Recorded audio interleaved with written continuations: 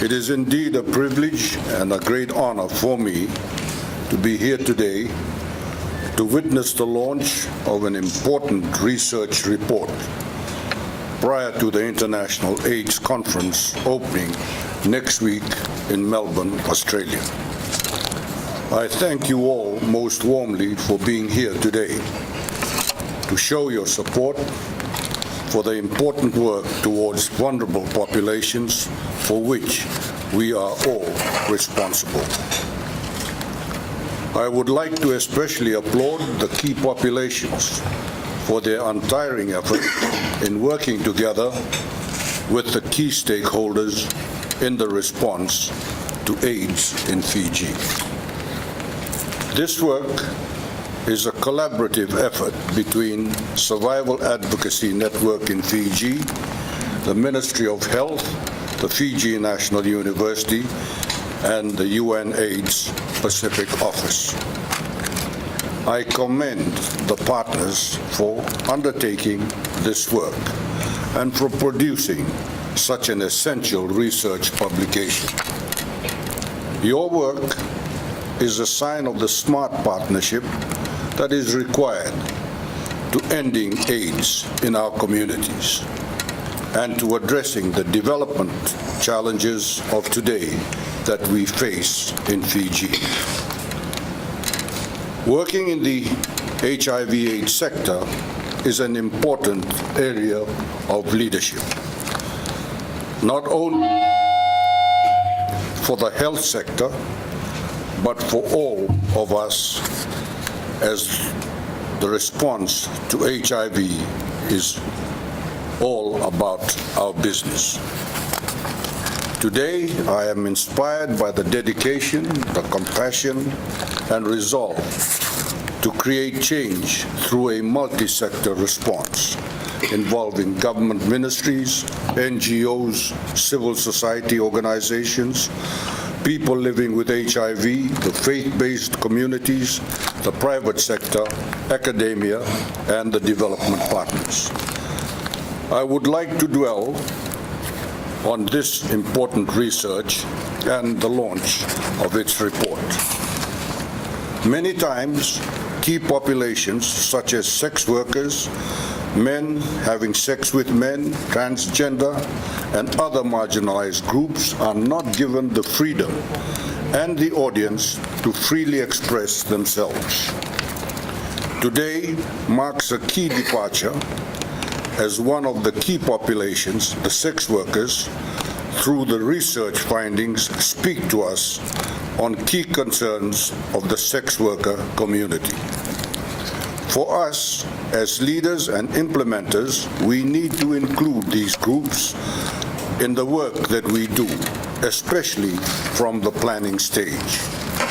Their inclusion means that they are entitled to active, free, and meaningful participation in decisions that directly affect them, such as the design, implementation, and monitoring of interventions that affect them. Participation increases ownership and helps to ensure that policies and programs are responsive to the needs of the people they are intended to benefit. This will create systematic social change and will in turn create a more caring and compassionate Fiji, which in turn will create a more equal Fiji.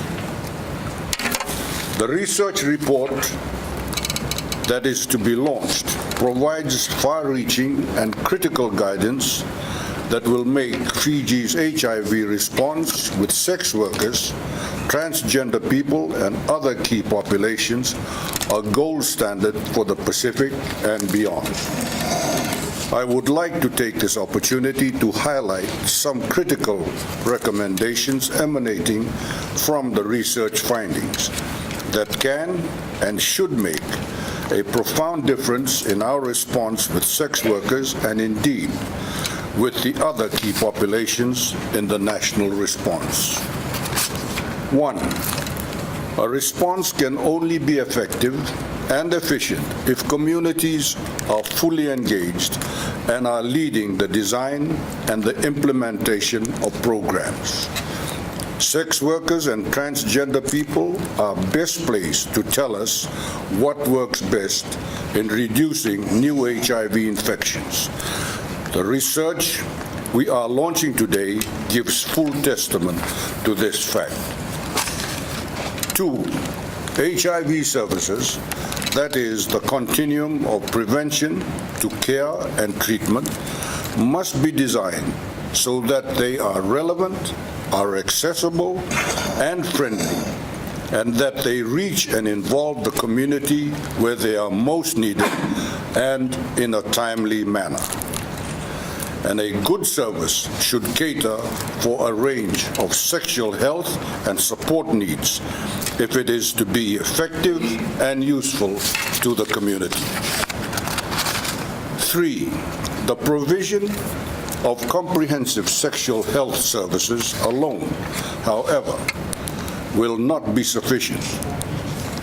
As the research points out, a rights-based approach requires that sex workers and transgender people have access to legal literacy, legal aid services, and other programs that address, reduce, and mitigate sexual, physical, emotional, and economic violence which remains pervasive. 4. I am delighted to see the importance given to the role that an effective law enforcement / key population community partnership can make. Where police and sex workers communicate and cooperate in such partnership, as evident from the countries that have practiced the partnership, points to the significant reductions in violence and the sustenance of safe space where access to condoms and other public health goods and services are guaranteed. 5. Finally, the research points to the importance of reconciling our highly progressive HIV/AIDS decree, the Model AIDS Law, with other laws, policies, and decrees that, in their current form, restrict our opportunities to enable Fijians to play their role in realizing the 3 zeros. Let us courageously tackle these barriers and together realize the recommendations of the research that we are launching today, so that we can all proudly declare the ending of AIDS by 2030 in this beautiful country of ours. Ladies and gentlemen, friends, it is crucial for us to work together and to continue working together.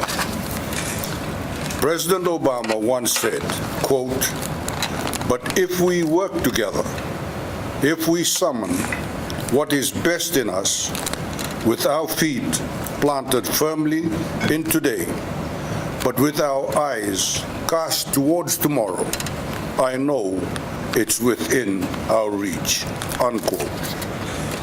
I do believe most strongly that if we continue working together, involving key populations such as sex workers, men who have sex with men, transgender people, and people living with HIV/AIDS in Fiji, Fiji will end AIDS by 2030.